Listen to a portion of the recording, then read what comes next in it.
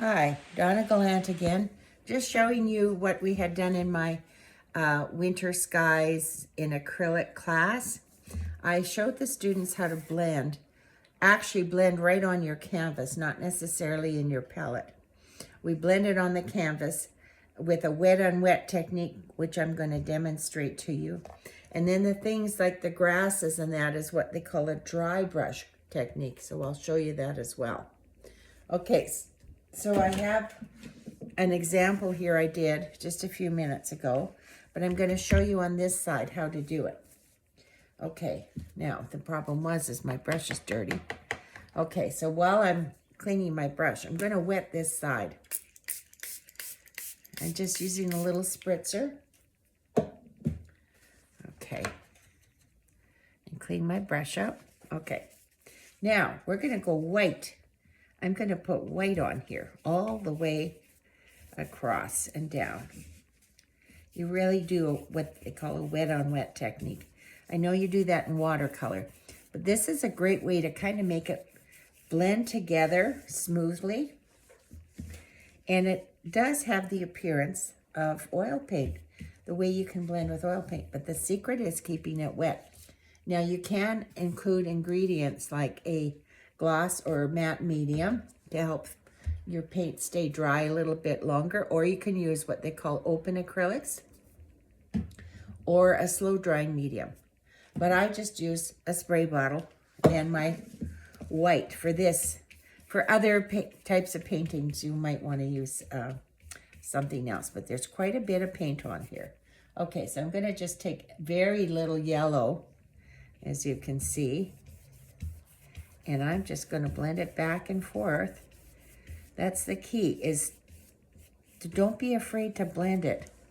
Now, clean my brush out before I dip it into the other color. Now, the red really is strong. I'm using a cadmium red here. And I hardly have to put anything on. And I put it above the yellow, and then I bring it down into the yellow and back up. See how it's blending? Don't be afraid to go from one color to another, because that's how it blends. Okay, now I'll do a little bit of, I was using ultramarine blue. In my picture there I used cerulean blue, but this one I'm using ultramarine blue. So bringing it back down and bringing it back up. This one I've got quite a bit more blue on here. Now I want to blend it in there, but I don't want any blue on my brush, so I had to clean it off. There, so we make it a little more subtle. Okay, now what happens if I want to make the zenith of the top part a little bit darker? I will take some ultramarine blue with a little bit of that cadmium red, actually more blue than red, and there, get a nice dark blue, almost like a navy blue, but there we go. There's my transition. Okay, is this side that dry? Yeah, it's dry. So now I'm going to show you dry brush. Now this brush is really good for this because it's already separated, okay?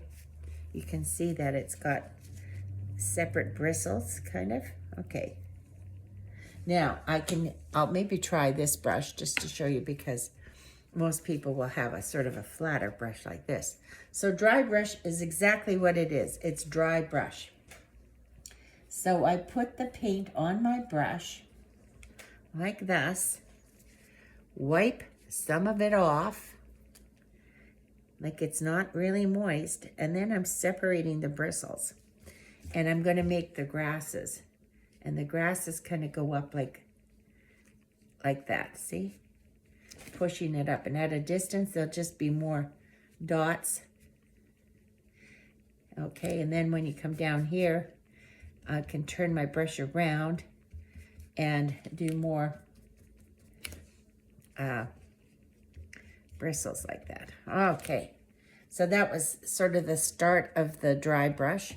Dry brush, it means exactly that. Dry brush, dry paint, and then you can do textured things like grasses. Now, if, for example, I am want to do the tall grasses. Okay, now I have to make my paint really runny, and I'm using the script brush. Whoops, too much red. Okay, too much. Oh, that's a nice brown. Okay, so you make your paint runny, sort of like ink. See, I'm making it really, really runny. Okay, so now for the close-up, for the grasses in the front, you want to bring them strictly up like that. Now this has got a little bit too much paint on, so I'm going to roll it off. And then I can do more grasses up front. So that's how you would do something like that. My color isn't quite right because I didn't spend enough time doing it. But you do this almost in one sweep, you know. It's not like a pencil where you're drawing it. You just kind of go and sweep it up, okay? Sweep it up. And there's our tall grasses. And when you do tall grasses, sometimes they'll have little seed pods on them. So you want to make sure you do that. Okay, so those are two techniques today that I showed you on making little grasses and a blended sky. Next week, we're going to do cloudy skies. So stay tuned for that. Okay, click like. Nice to see you again. Bye.